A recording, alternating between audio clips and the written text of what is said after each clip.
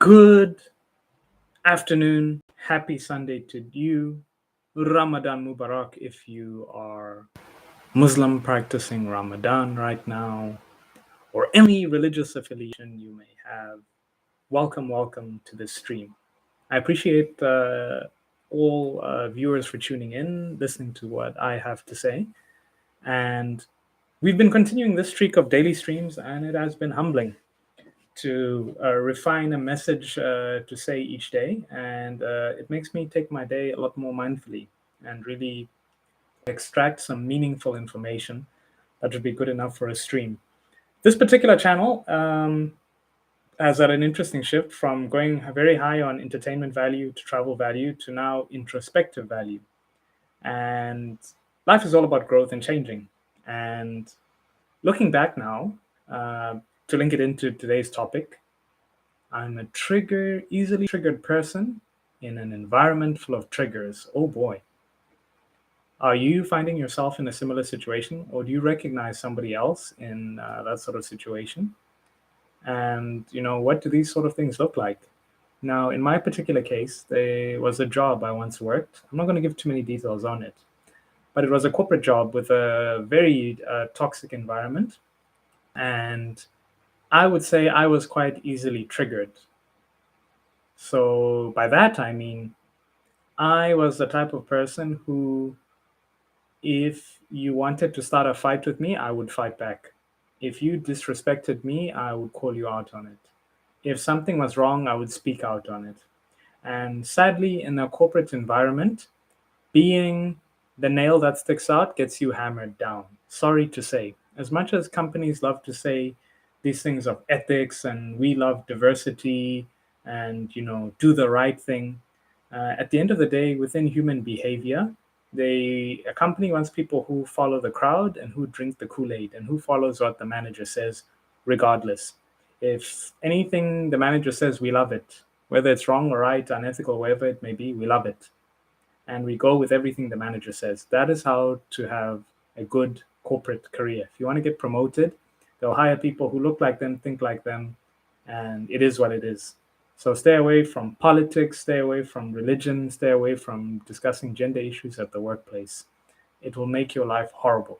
It is really not worth it. And a couple of other YouTubers have said this, and I can't insist it enough. Especially if you're with male employees and female employees, locker room talk as a guy is no.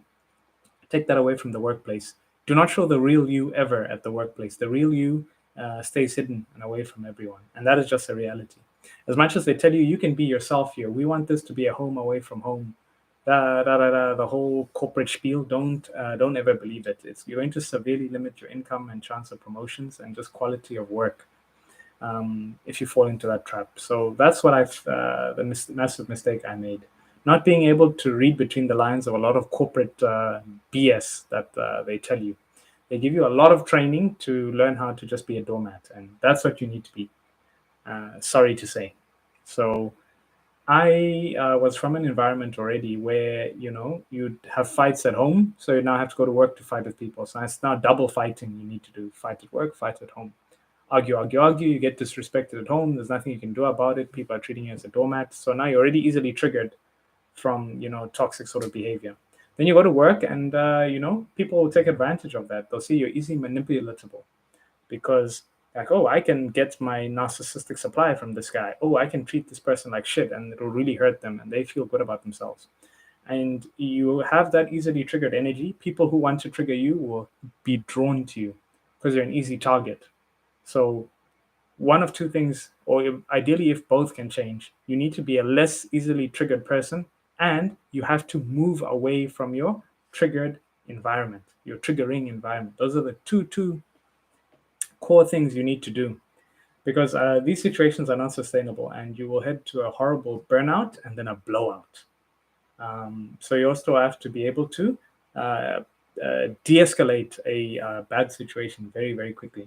When you see somebody starting to get an argument, don't try to argue it out. And that's a bad skill I learned from my childhood, that it was about winning arguments. I have to prove to you that you're wrong. I have to argue with you and show you as much evidence or try to beat you down and question yourself and gaslight you back till you believe that you're the one who's wrong.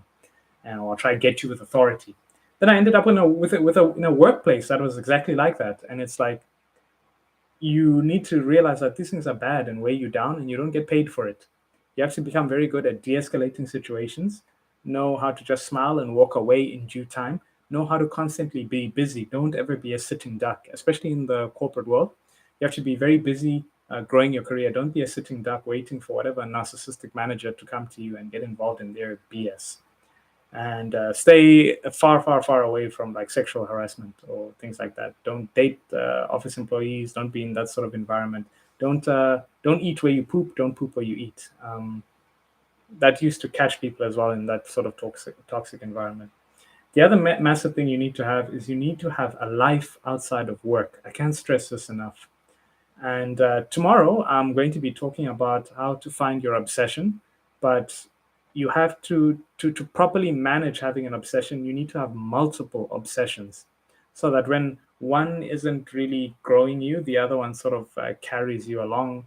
When one isn't feeding you, the other one sort of is, and just diversify your interests. Because now, if you only have one obsession that you're super, super specializing in, if that industry changes, you tank with it. So it's so important to have multiple big obsessions in your life. Right now, already, I'm doing YouTube, but after YouTube, I'm studying Japanese. After the Japanese, I'm doing fitness. After that, I may try to hike, or like it's always I'm here, here, here, here, here, and it's always diverse, so that when I can't do one, I do the other. So if it's raining and I can't do one thing, then I'll be doing something else. If there's no electricity, I'll be, it's constantly changing. There always needs to be, you have to have multiple obsessions you can be working on. That is going to help you a lot with dealing with being easily triggered, because it's like, oh, well, I've got other things I have to do today, so I don't have mental energy or capacity to dedicate to being triggered and offended by this. I have to move on to other things. Because a lot of the time, a lot of the things we fight with in life don't help us in any way. We aren't getting paid to do them. We aren't getting, any sort of reward or growing ourselves in any way. We have to effectively know when to walk away from situations or people that don't benefit us. And that one is crucial, crucial, crucial to being less triggered and, getting out of an environment like that, because you learn how to recognize them quickly and move accordingly.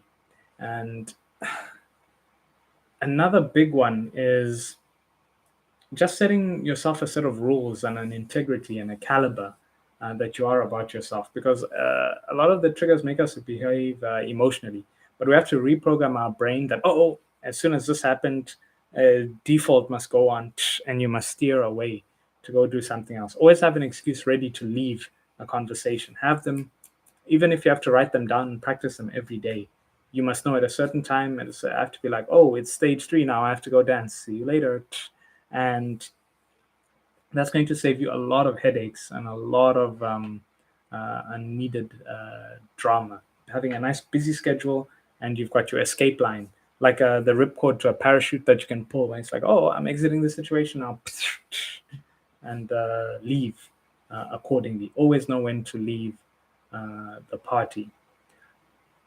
Later on, when you now have a clear sort of definition of, what are your triggers, you can learn how to live in the complete opposite way, where you know your happiness triggers, and you'll now steer towards environments that trigger your happiness in a lot better way.